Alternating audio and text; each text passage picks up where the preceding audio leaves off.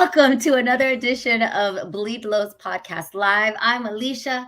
These are my co-hosts Cody and Jason, and we're so happy to be with you on an off night, right? The Dodgers get a well-deserved break. They get a night off, especially after all of this crazy traveling. And I'm hoping that you all join us. Make sure you leave us your comments. We're going to get into this rundown right here, so make sure you get ready. Shots fired. We welcome them. It's all Dodgers for at least the next hour. Okay.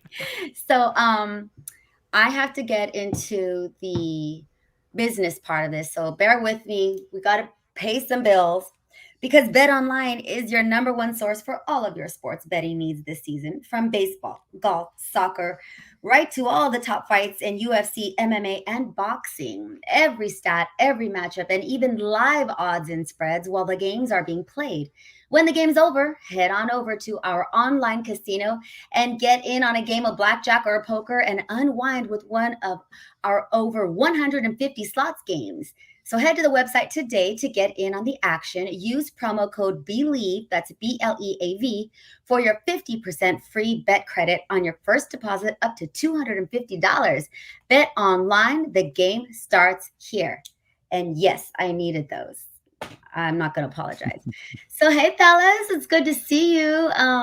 If you are a Dodger fan, it's feeling really good right about now, right? Especially with the performance of Gavin Stone. Holy moly.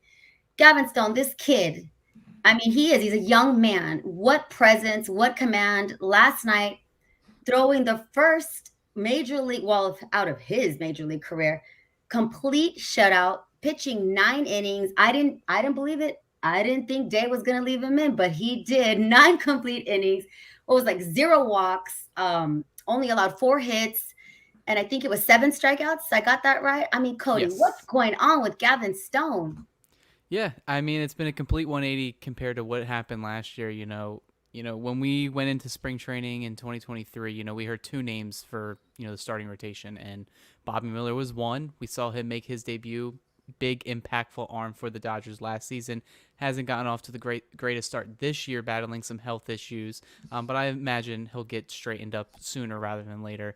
But Gavin Stone, yeah, this is a guy who got called up last year and got hit around hard. He had an ERA over 9 in his short stint in the big leagues. And, a lot of Dodger fans in the offseason, they were wondering whether Gavin Stone was even going to make the team, and then in a perfect world where everybody's healthy, there's a possibility that Gavin Stone didn't even make the opening day roster this year, but Emmett Sheehan's injury opened the opportunity for him to get that fifth spot in the rotation. And pretty much since May on, he has just ran away, not only just being one of the best rookie pitchers in baseball, but there's an argument to be made right now that he is the best pitcher on the Dodgers right now. In terms of ERA, he has the lowest on the staff.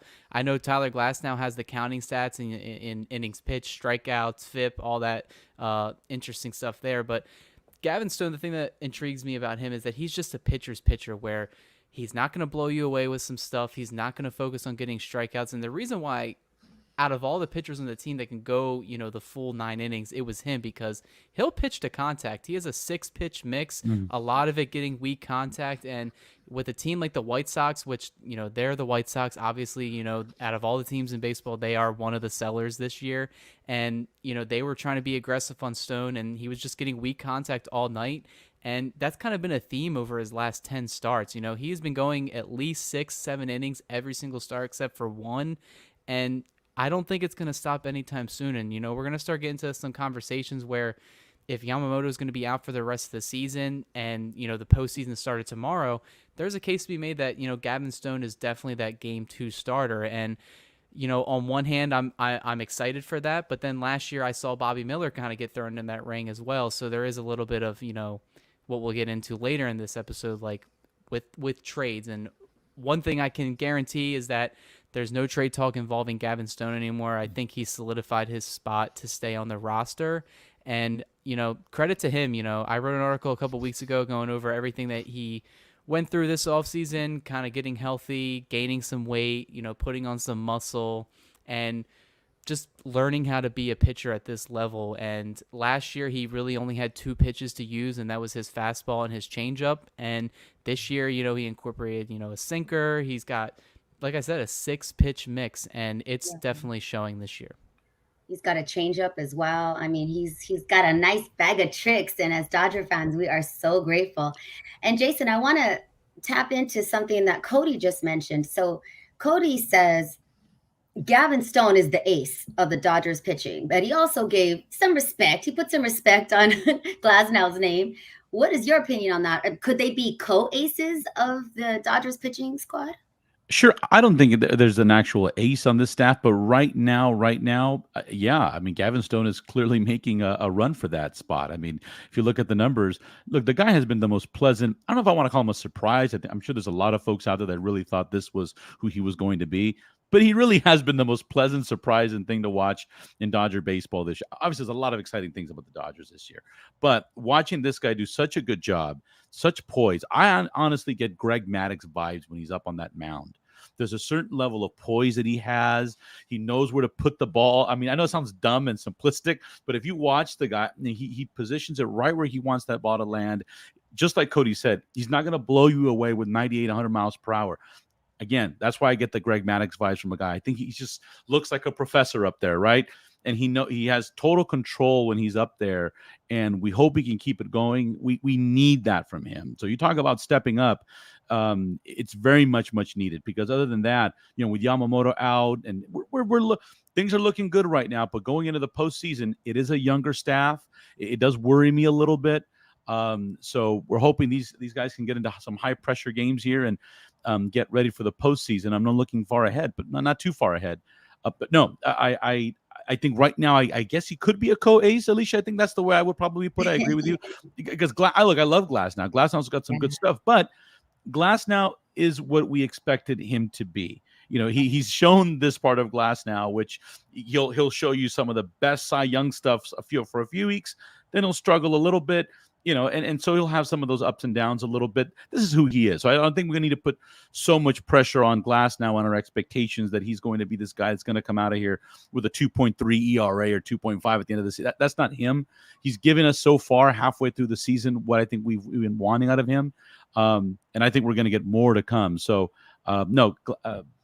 it's been great to watch Gavin Stone do what he does, and we absolutely need that right now. Yeah, and just kudos to Stone.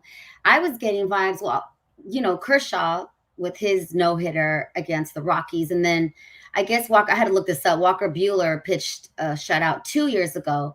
So I mean, Gavin Stone is in some pretty good company, right? And again, I'm so happy, so grateful that he's a Dodger, and I don't care that I'm gushing, because you got me a little nervous, Jason, when you brought up the postseason. I'm not ready to go there yet. I want to stay centered and be present and enjoy how good the Dodgers are playing, even with the injuries. So, speaking of just insanely good players, we got to talk about Ohtani. Shohei, Gotani, Showtime, whatever you want to call him. He is the unicorn that we were promised, and stepping up like he's done since Mookie has been, on the injured list. Like, I'm in awe. And everyone, I bet you he's the reason, or a big part of why the White Sox sold out last night, right? They sold out.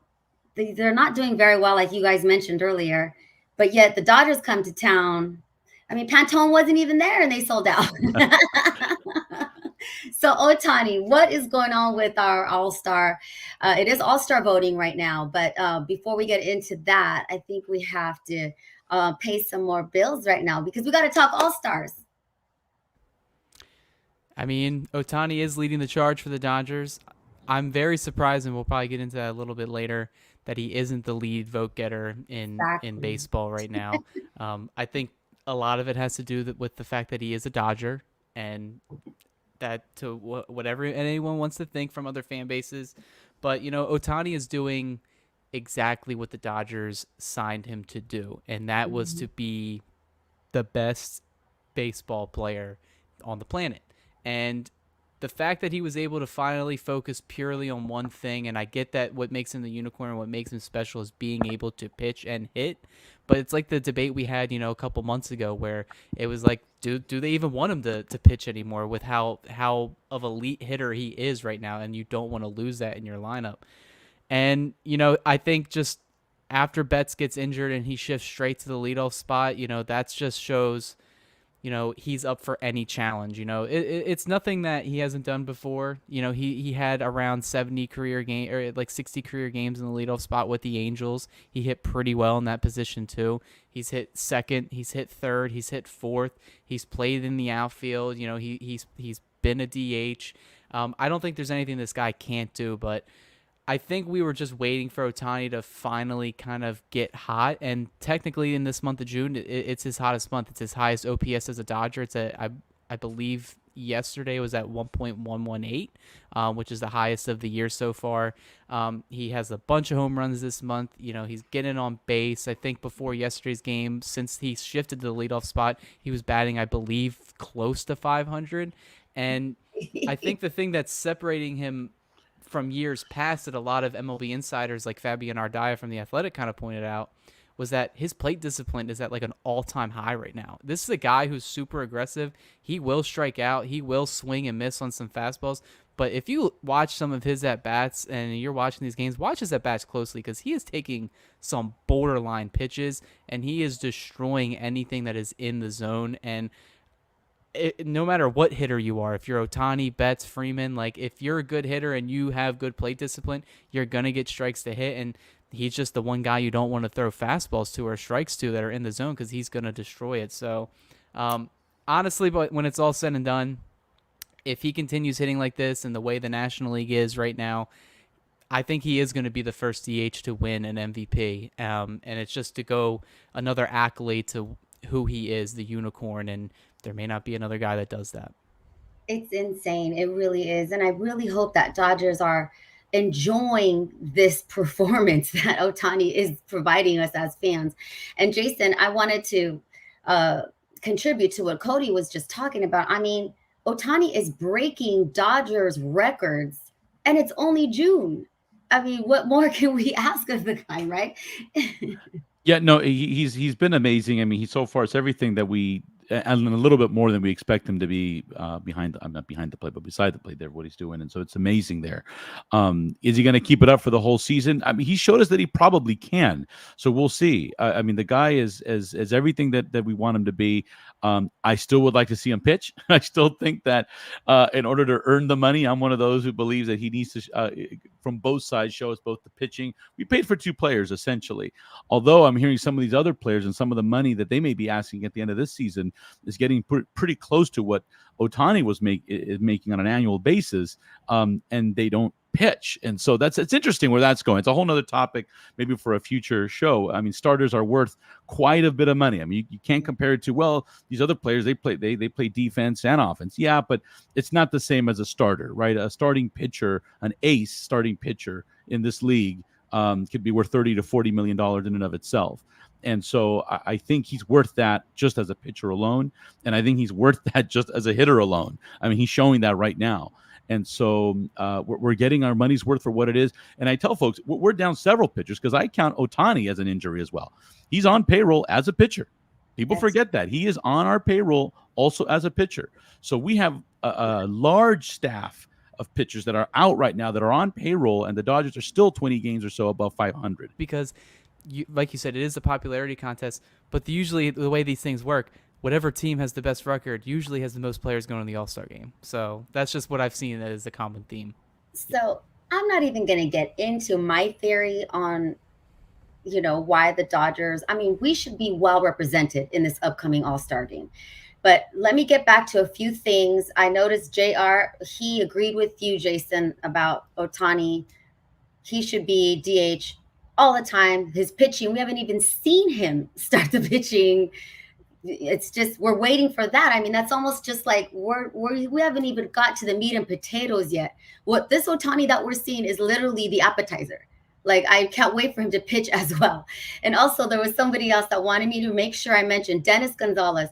Last night in Chicago, South Side, it was Mexican Heritage Night. So he wanted to make sure that that could be another reason why it was a sellout. You're welcome, Major League Baseball. You're so welcome. So anyway, we're gonna get back to this All-Star talk. But Cody, I wanted to go before we get into deep into the All-Star and All-Star voting, because we do have a message from Dave Roberts about Dodgers fans getting out there. What about Mookie? Okay, that's the big question, right? We're sitting here. I am gushing over Ohtani, and Dodgers fans, we're just, we're so fortunate.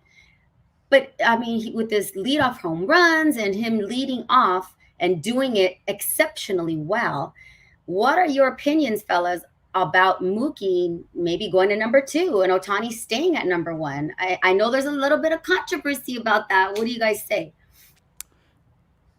I mean, so I wrote an article on Dodgers Beat the other day, and it's kind of been, it's a good problem to have, and it's a conversation that we can have right now because Mookie Betts is still at least 6 weeks away from returning, and I imagine the Dodgers are going to take their time. They're going to let even when he can swing a bat and he's fully able to get live ABs and do everything with the rehab assignment, they're going to let him take his time, get his bearings in order, and then come back for that stretch run in late August, September. So the Dodgers have time to think about it. The more you look into the numbers, Ohtani is just an elite hitter no matter where he bats in the lineup. Whether he's leading off the game, batting second, batting third. Statistically, during the offseason after, the Dodgers signed him, we had this debate. We said, all right, when we were talking about the lineup construction, I said right from the start, I imagine they're going to bat him in the 2-hole. They'll slide Freddie Freeman down just because Ohtani, the way baseball lineup construction is now, usually your best hitter is in that 2-hole spot, and that's what they decided to do. He has the highest OPS of any spot in the order. I believe it's the only one that he's one-dotting it. So that just makes sense. But what Ohtani is doing right now in the leadoff spot, it's similar to what Mookie Betts has been doing in the leadoff spot for his entire career. Mookie Betts is like 5th all-time in leading off the game with the home run, far and away still from the number 1 all-time of Ricky Henderson, who I believe is in like 80, something in the territory, where Mookie Betts has 52. But it comes down to respect. And I think this season the Dodgers have kind of done Mookie a little dirty. It started in spring training. They let him know, hey, you're going to get the second base gig. Like, go train all offseason. This is your position now, coming full circle from when you were in the minor leagues with the Boston Red Sox. Oh, Gavin Lux, he's not panning out. He's struggling defensively. We don't feel comfortable with him there. We want you to take over there. A position he hasn't regularly played since he was 18 years old, senior in high school, and you're kind of just throwing him in it with a week to go into the regular season. I thought Mookie Betts was a very selfless player just by taking the challenge head on, because he is an all-star player. He's a perennial MVP candidate. He could have just told the Dodgers, no, I don't want to do it. Like, I'm already signed. You're already paying me. You're paying me to be a second baseman this year. We already came to agreement. I don't care. Go find another solution. But he decided to take the challenge head on, and he knew the challenge was going to be difficult, but I don't think he knew how stressful it was going to be, because even in the post game after he injured his hand, he spoke vividly about a mental break. And when he says stuff like that, when you hear players start talking about mental break even when they get an injury, kind of shows how probably checked out he was mentally and physically. We've been talking about, from the people that have covered the team, when I was in there in DC, every single game he was out there 3 to 4 hours before first pitch taking ground balls at shortstop. And from everybody that's covered the team, especially the national beat writers, they said he does it every single game. And it's a grind, and you can't do that all year. And one of the things I say, from someone that's played baseball his entire life, when you're starting to just practice, a lot of it, yes, is trying to perfect your craft, but a lot of it is in the back of your head and your conscience is that you're just not comfortable there, and you are scared for the ball to come hit to you, and you want to make sure that you are on your game and you're just getting as many repetitions as you can. And I think if the Dodgers, once the trade deadline comes, say they get a shortstop and they tell Mookie, hey, you're no longer our shortstop. He's going to think that he failed his goal to try to be the shortstop for the Dodgers. If he comes back and they demote him from his leadoff spot, a spot that he's had in the Dodgers lineup for the majority of his Dodgers tenure, I feel like he'll think that's like another slight diss. And David Vassay brought up a good point on Dodger Talk a couple of days ago where, Ohtani's hitting good in the leadoff spot, but he's just been hitting good the entire month of June. I would rather have Ohtani hitting 2-run home runs rather than solo home runs in the Yes. 2-hole. And I think at the end of the day, the Dodgers will still have Betts in the leadoff spot, but it's a fun debate to have. And I just think you could put a blindfold on and just point randomly between Freeman, Ohtani, and Betts and just do whatever three order, because each have had experience in the leadoff spot, each have had experience in the 2-hole, each have had experience in the 3-hole. So, but I think the Dodgers' best lineup construction is what they've been rolling out the entire year. The only thing I like about it now that makes the lineup look a lot more complete is that they broke up the lefties between Freeman and Ohtani, which is a lot of other teams were taking advantage of, especially late in games, where they would bring in their lefty relief pitcher to face those two guys. So they've been kind of putting Will Smith in the 2-hole, so then you're getting that lefty righty lefty, and that kind of goes a long way in lineup construction. But I think at the end of the day, once Mookie comes back, he'll get his job back.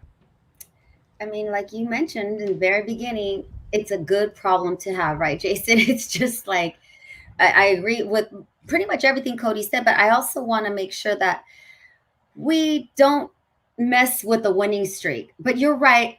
Mookie was doing Mookie things, but the 3 hours of batting practice before the game, I personally think slowed him down a bit. I mean, can we admit that Mookie's averages and hits have fallen off since he's been at shortstop full time, right, Jason? Am I wrong? Yeah, I mean, it puts stress on you, right? If you're not comfortable when you walk out there, hitting a baseball is really hard, folks. Yes. And if you are not feeling comfortable and you're just not feeling it, that ball can just get smaller and smaller and smaller. And so, I give the guy credit. I agree with Cody. I think it's been, Mookie Betts reminds me of that employee that you have in the office who can just do it all and never says no. So you're just gonna the way you're gonna keep rewarding that employee is by giving them more work, and eventually we all know what happens at the end, right? And so I'm hoping that doesn't happen here, and so that not taking advantage of the nice guy that knows how to do it all. I really, and I've said this before, I want to see him in the outfield. He's a Gold Glove outfielder. Mhm. And the Dodgers are very lucky that Mookie Betts is not like many other stars who would have said, no, I'm an outfielder. That's what I do best. That's where I win Gold Gloves. I'm not going to go out there and embarrass myself. But he did it. So tremendous kudos to the guy for doing anything that they've asked him to do. Play shortstop is not easy. Having said that, I was going to put a question back on you, Cody. Why does it seem, you want to talk about someone who I think that we've done dirty as a Dodger organization, has been Miguel Rojas. Why isn't he our everyday shortstop? What are we seeing here? I'm sensing this. They don't want to put him out there every night, and I don't get it.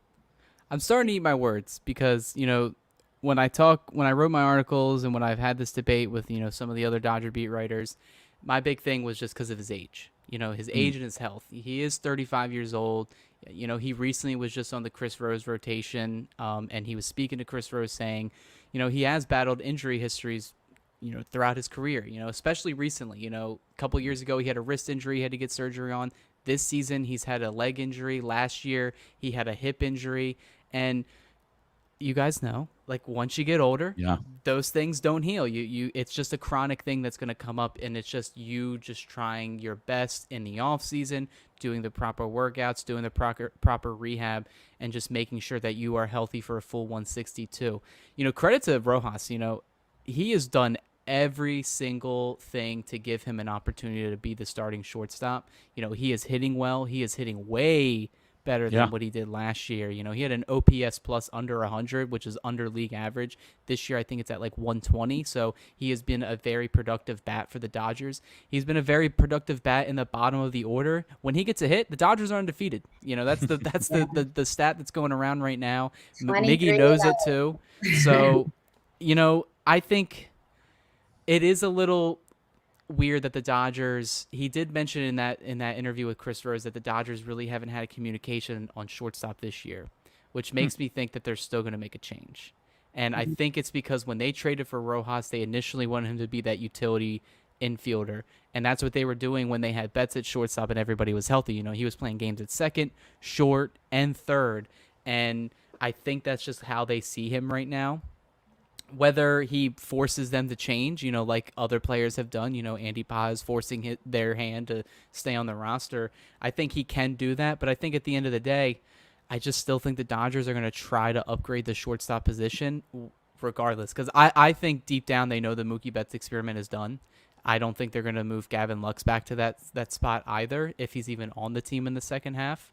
And I think if Rojas is still on the team and starting every day at shortstop, he's going to get the bulk starts from now until when Mookie Betts comes back. And then if they haven't traded for a shortstop, then they're going to have a decision to make.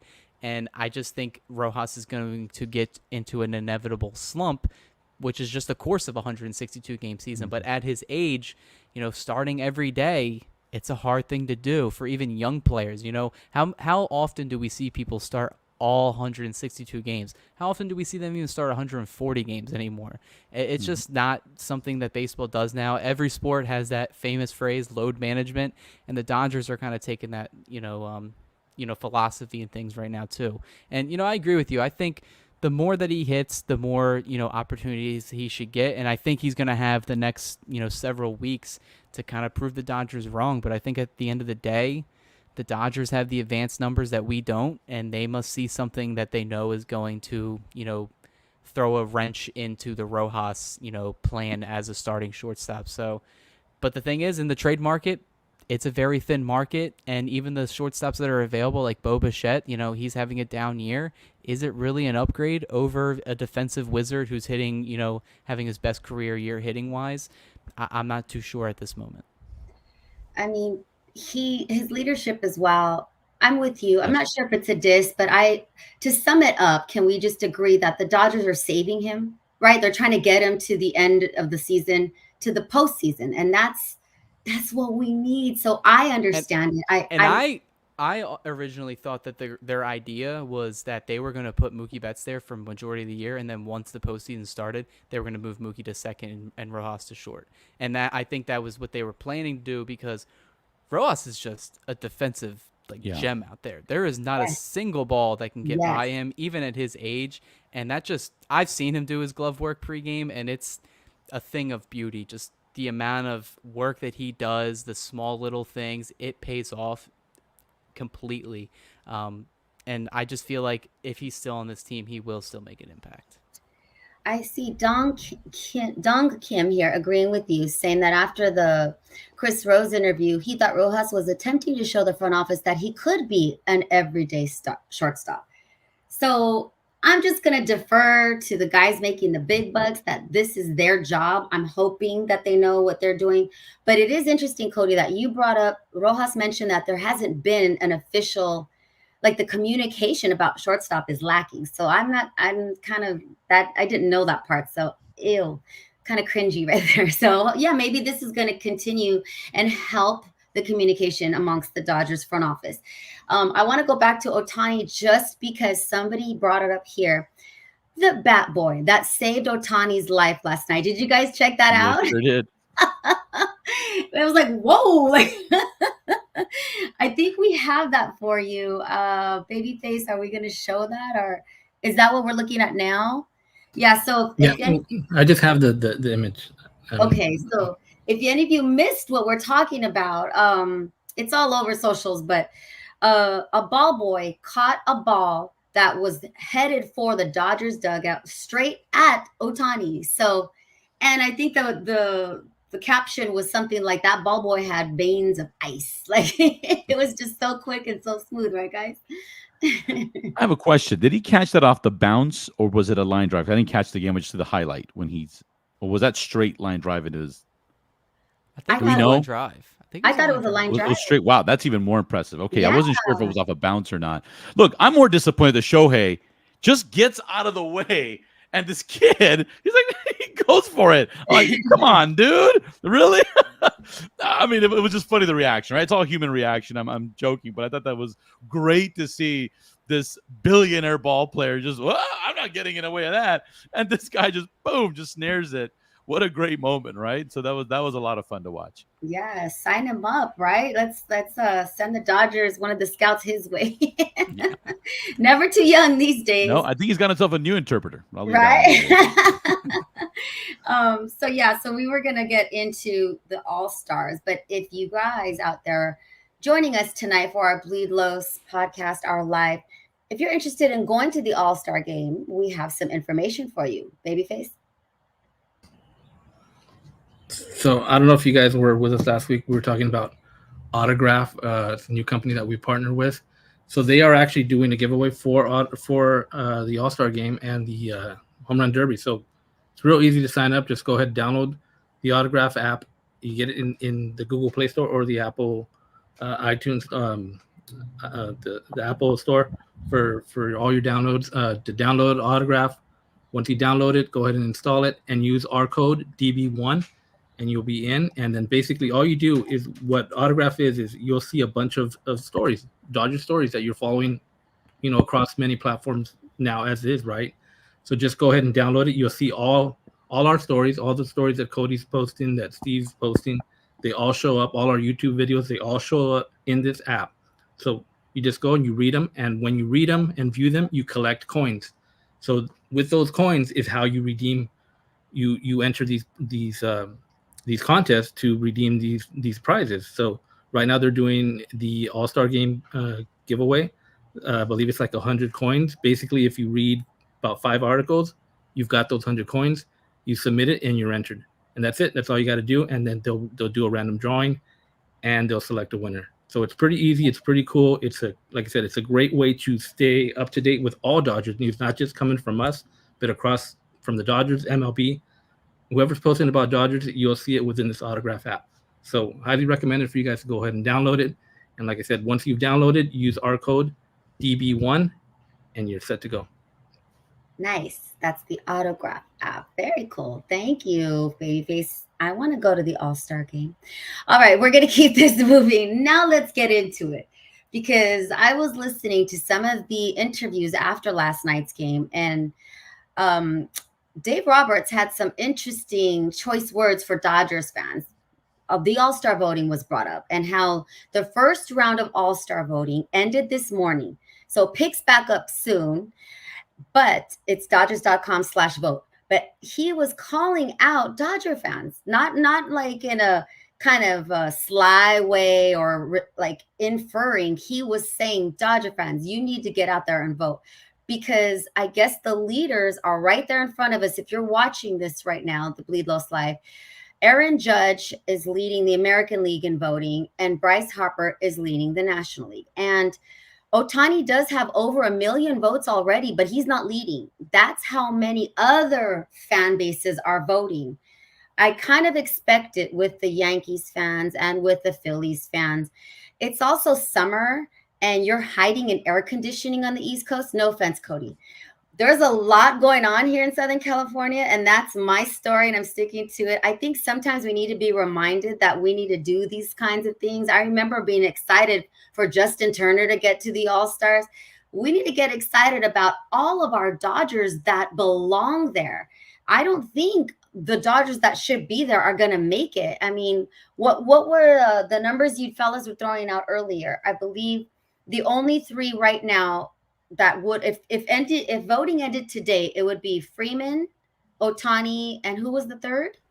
So it would be Teoscar, Betts, and Ohtani. Freeman. Oh, no Freeman. Okay. Yeah. My bad. So then I still think we should vote Teoscar a bunch. I think we get like 5 votes daily. What do you guys think? Like, what are realistically, which Dodgers are going to make it? And we should also mention that pitchers, they make the All-Star team amongst the coaches and the players, right? They decide which pitchers make the team. But come on. I mean, we just gushed about Gavin Stone. We're talking about Glasnow. Those 2 alone, Evan Phillips.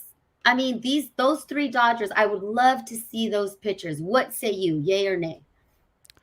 I would agree. I think the Dodgers are going to be well represented. Freeman is going to get added. Will Smith, didn't make the finalists to start the game, but he's going to get added. JT Realmuto from the Phillies is currently injured, so he'll most likely be an injury replacement. Ohtani's definitely going to get the start at DH. I imagine he'll edge out Kyle Schwarber, but I don't really know with the way the Phillies fans are voting. And I agree with you guys, because I remember back in high school when it was that big thing for voting Justin Turner into the All-Star game for that final spot to get him his first All-Star nod, because we knew how good of a player he was, and he just wasn't getting, his flowers from the rest of the league. But I think the Dodgers, my rebuttal to Dave Roberts would be, one, I don't think he has an email that he checks regularly, because the reason why I don't vote is because I don't like signing up for their, their email. So, and I hate getting spammed by it. So I don't have any incentive to keep voting 5 times a day. And then 2, I just don't think the Dodgers have done enough on their social media to kind of encourage people to vote. Previous seasons, they would put out giveaways, be like, hey, you want Will Smith to get to you want Chris Taylor to get the All-Star game?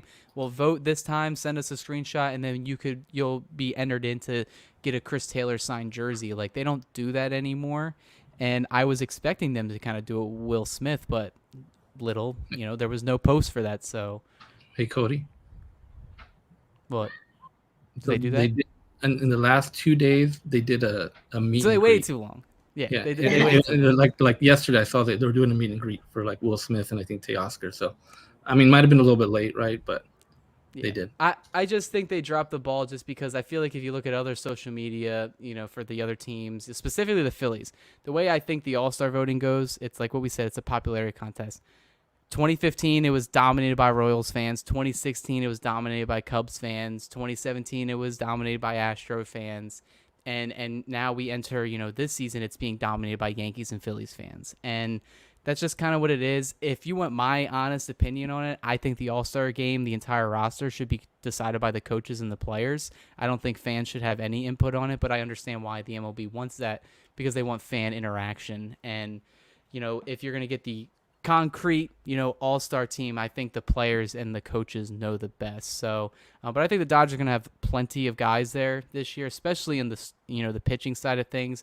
There's an argument to be made with, Gavin Stone. Yamamoto had an argument before he got injured, and Tyler Glass now, even with how Stone has pitched, I still think he is the ace of the staff.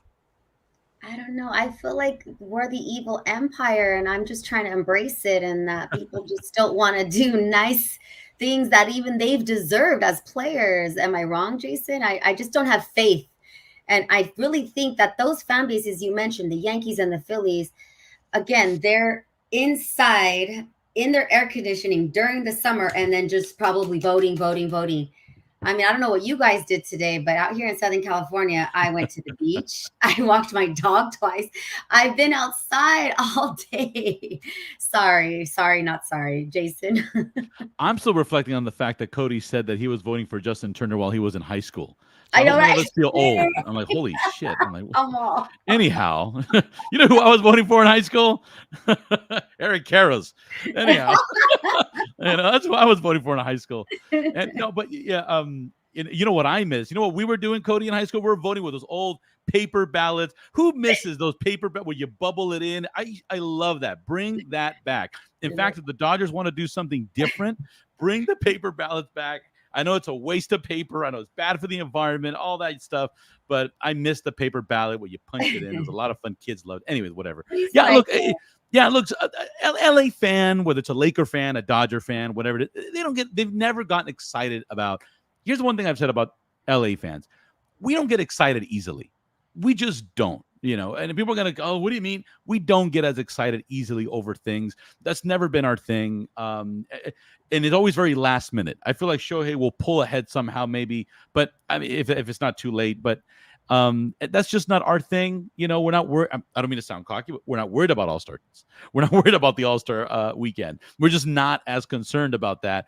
But hey, kudos to the Yankee fans. They're excited about Judge, and he deserves to be there. And same thing with Harper. I mean, he deserves to be up there somewhere, maybe not in the lead, but you know what? If that's who they want, that's who the fans want. We talked about it earlier. It's a popularity contest combined with talent and skill and where players stand right now. Mookie could be right up there right now if it wasn't for his injuries, and because he had a fabulous start to the season and then things slow down a little bit. But like Cody said, that's going to happen to all the players. So it's also, if you get hot in those first 2 to 3 months before the All-Star voting starts, then you're up ahead. Things can tank at the second half. Just ask Cody Bellinger. But anyhow, I think we're going to be well represented. I'd love to see Will Smith in there. I think he deserves to be there. So he really does. I mean, he's had a very good. He's just a quiet, good player, and I say quiet, but he really is. And as a catcher for what he does, he deserves to be there. So I think we're going to see him in there as well. And pitchers, well, I mean, we could be well represented there as well. We'll see how friendly the coaching staff is in selecting their pitching staff for the All-Stars this year. But yeah, we're going to be there, whether it's number one or not. Minor things, but I agree with Dave. Go out there and vote, folks. I know, I agree, Cody. It's annoying have to keep voting 1,000 times, but hey, Philly fan over there next door to you, they don't seem to mind getting spammed.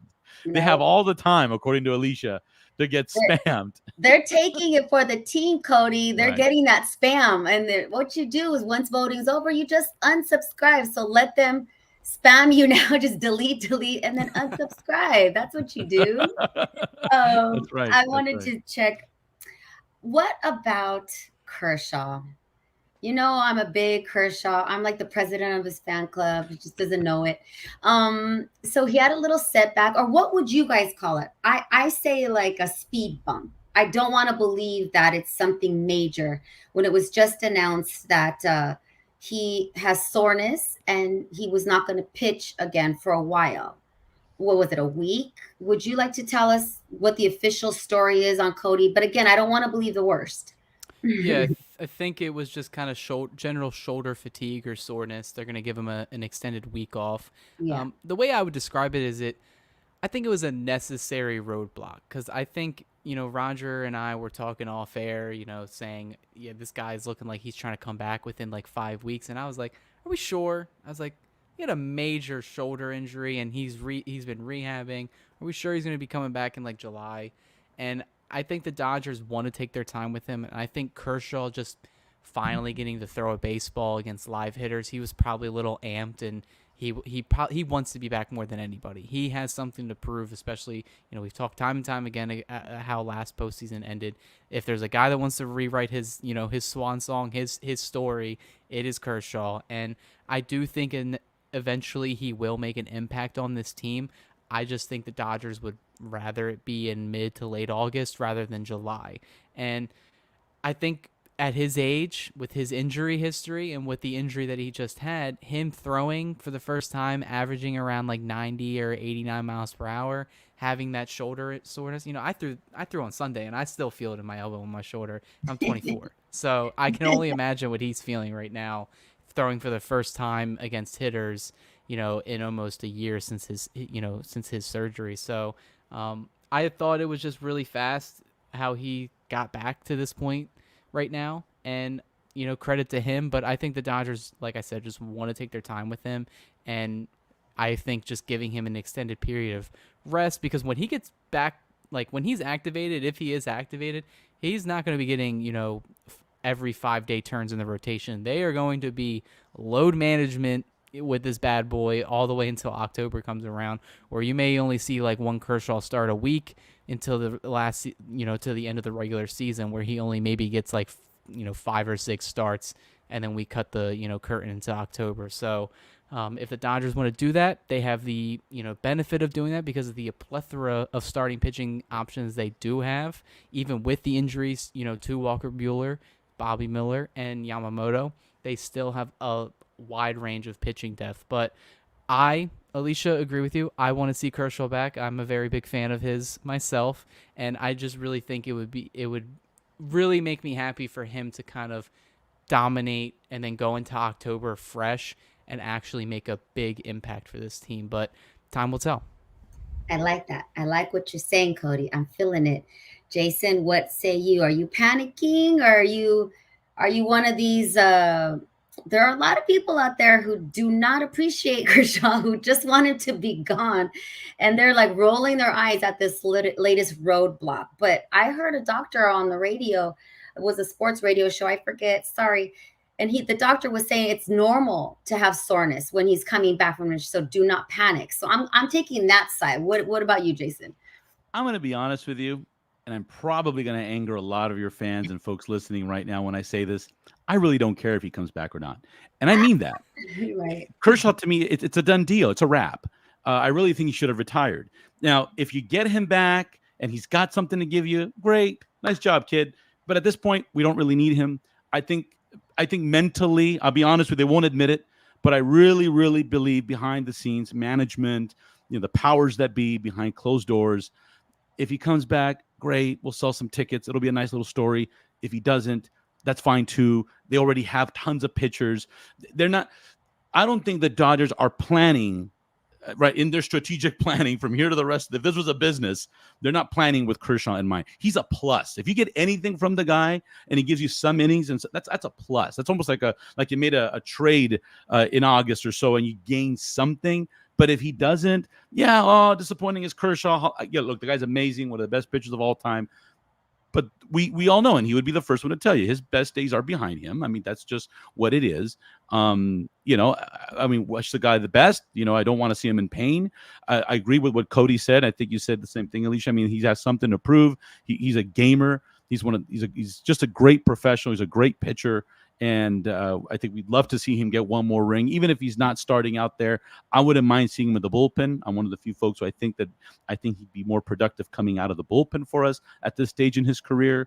But look, the guy's tough, man. I give him a ton of credit, and he's got a ton of miles on him. He started at a very young age, and but when I say that, I don't mean to be cruel. I'm not going to be that. I'm not expecting him this season to pitch at all. So if he does, it's just a plus at this point. But it's not going to hurt the Dodgers because I think we've moved on from Kershaw being in the rotation. And we said last week, when he made his start, I made the point where if Kershaw is in your first 3 games, then something horrible happened. Like if October rolls around, Kershaw starting game 2 or 3, that means something happened, and they didn't solve the issue, because I made the point where he shouldn't start in the NLDS, and if he starts any playoff game, it should be in the NLCS as like the game 4 or 5 starter, and that's if you're not in like a potential clinch scenario where maybe you're starting one of your guys on 4 days rest. So I want Kershaw to kind of be on the roster, but be on the back burner, whether he's riding it out in the bullpen, whether he's being like an opener for only like 2 innings. Like the Dodgers can get creative if he is healthy, because I'm still like 65% sure that he won't be activated this year. I feel like the reason why he signed a 2-year contract with that player option was for the fact that he could miss this entire season. And I think the Dodgers, we'll talk about at the end, I think they are going to make an upgrade in the starting rotation somewhere.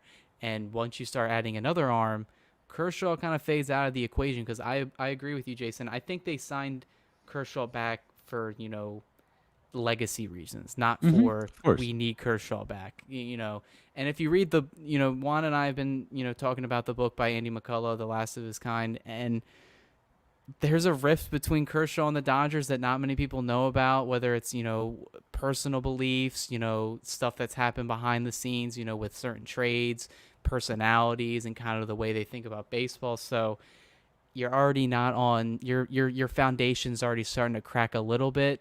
And I think he just came back because, at the end of the day, what looks better on a Hall of Fame resume? You spent a 16, 17-year career with one team, and then hopefully he joined it because this team gave him the best chance to win a World Series. So we'll see what happens, though. It's going to be an interesting couple weeks. I mean, wouldn't we do the same, though, if we were in Kershaw's position? If we were wearing Kershaw's cleats, you go with the team that you've been with and that has also one of the best chances of winning another ring. So I don't begrudge Kershaw for his choices. But I will say, Jason, you were wrong about people being upset. They agree with you. A lot of comments here from our Bleed Los fam are Sports Empire. That's so harsh. I'm not even going to repeat what he wrote. You guys are going to have to check out the comments yourself. Because I'm just like, hot take. If he would have done a super chat, Sports Empire, then I would have had to read that comment. But stuff doesn't come free, Sports Empire. That's right. You're not getting a free read, because that's a super chat right there. So I know that if they send me that super chat, I may even change my mind about Kershaw. So we'll do anything on this podcast if you throw us some money. That's right. We support the field trips. Okay. But was it one thing, Alicia? Thank you for saying. I think when the fans are starting to agree a little bit about Kershaw, it's just the reality. It's a business. And look, this is the thing about LA fans. We want to win rings. I'll never forget one of my favorite sports quotes of all time. And I've got a few, but up there in the top 5 is what Tommy Lasorda used to always say. It's about the name on the front, not the name on the back. And everyone will say, "Oh yeah, you're right, Jason." Yeah, but not everyone thinks that way. Some people will follow a player all the way to the moon and will vote for that team on the moon just because they follow the player, not the team, right? And so I don't know how many sports fans are still out there that are like that, but I think for a lot of us big city fans, I think in New York and LA, especially LA, that want to see W's, I could care. And I know I talk about Ohtani. I could care less if the guy doesn't speak. I want to win games. I don't care if he doesn't ever speak to the media ever in his life. If you win, you're going to help us win. That's what we want. And we're going to love you for that. And unfortunately, when you can no longer help us win games, we're also going to start putting you off to pasture, which is kind of what's beginning to happen to Kershaw a little bit. But not to knock, guy's been a great guy, amazing person. In some ways, he's our Kobe Bryant on the Dodgers side, really, for being that kind of franchise player. And I think he deserves that respect. The Dodgers are doing what they right by that. And so I just wanted to say that, but it's a tough place for both sides. It's a tough place for the Dodgers to be in because it's a PR nightmare if you do the wrong thing with a guy like Kershaw. And it's a tough thing for Kershaw. So I'm sure he wants to finish his career here and win another ring here in LA. So it's what happens when you get to that stage of your career. But it's a nice problem to have when you're that legendary. I agree. And I like the word, I think Cody mentioned it, legacy, right? Mhm. Like it's a legacy move that the Dodgers made, and not all players are deserving of that. You mentioned Kobe. So I get what the Dodgers are trying to do. I feel like there are enough Kershaw fans. I mean, come on. Sandy Koufax himself said that Kershaw is the best left-hander he's ever seen. So we got to give some respect. Put some respect on that name. We're going to run out of time, but quickly, the trade deadline is approaching July 30th, right?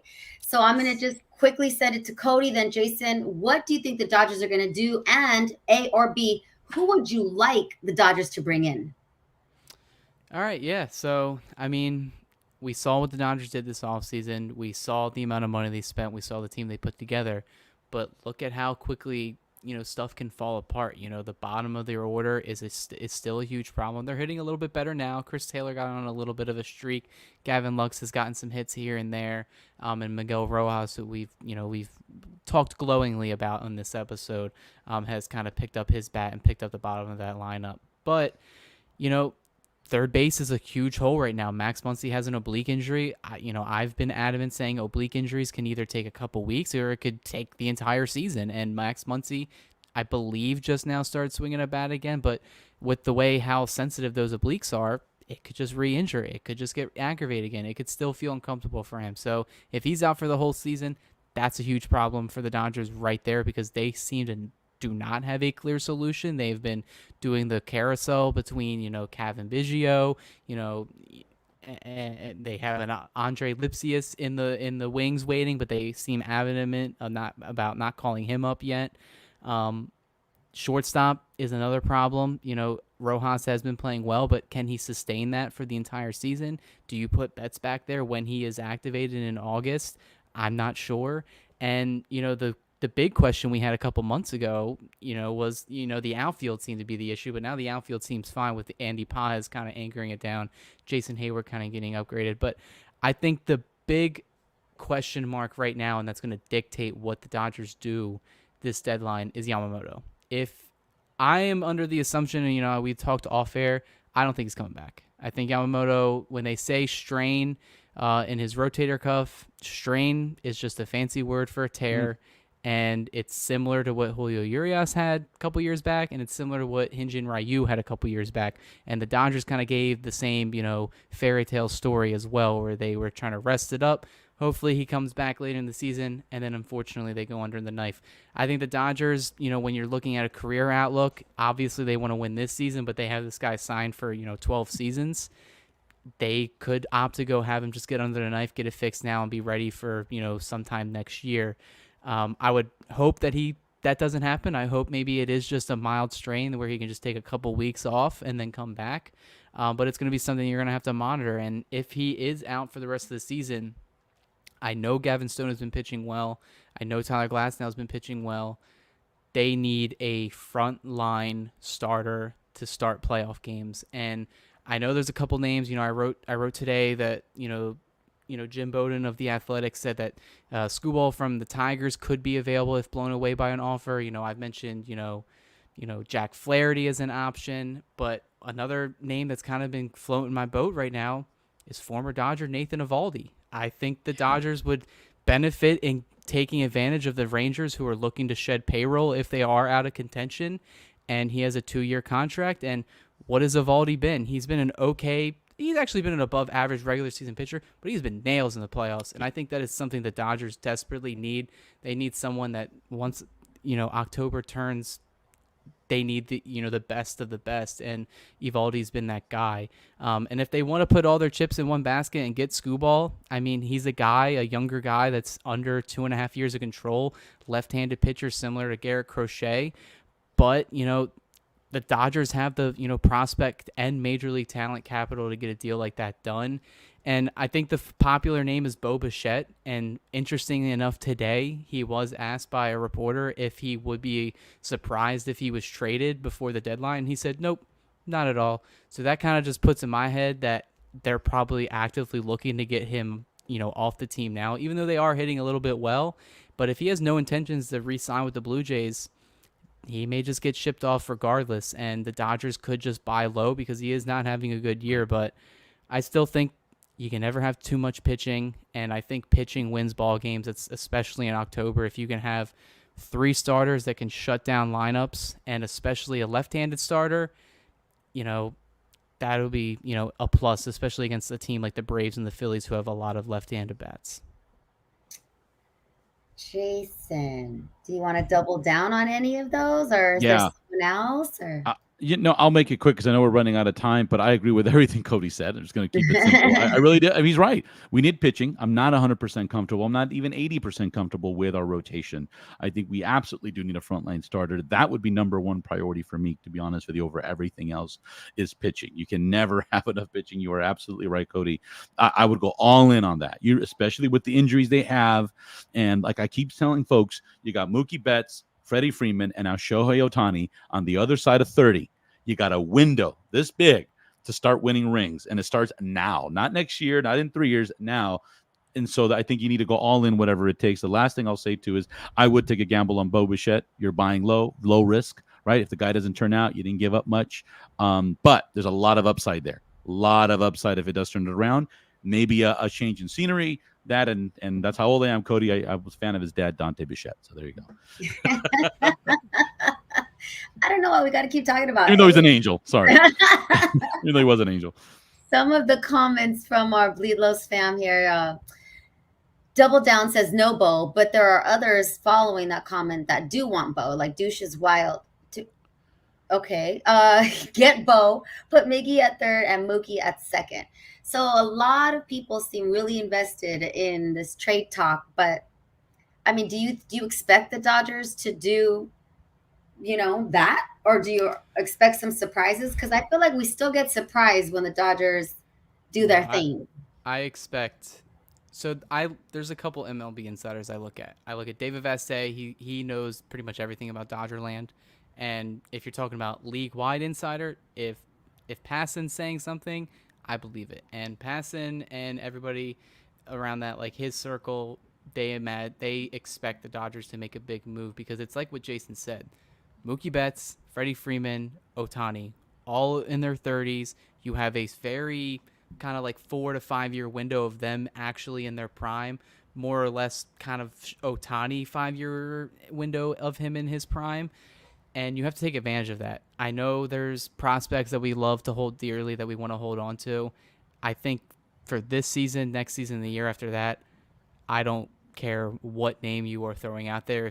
If they can get involved in a trade that can bring you back a guaranteed, at least appearance in the World Series. And I know nothing's guaranteed, but to give you a better chance, I think the Dodgers should take it. And I think the Dodgers have kind of been hungry for a very, big trade because I feel like it hasn't happened since the 2021 deadline where, they pulled off that massive trade for Max Scherzer and Trey Turner.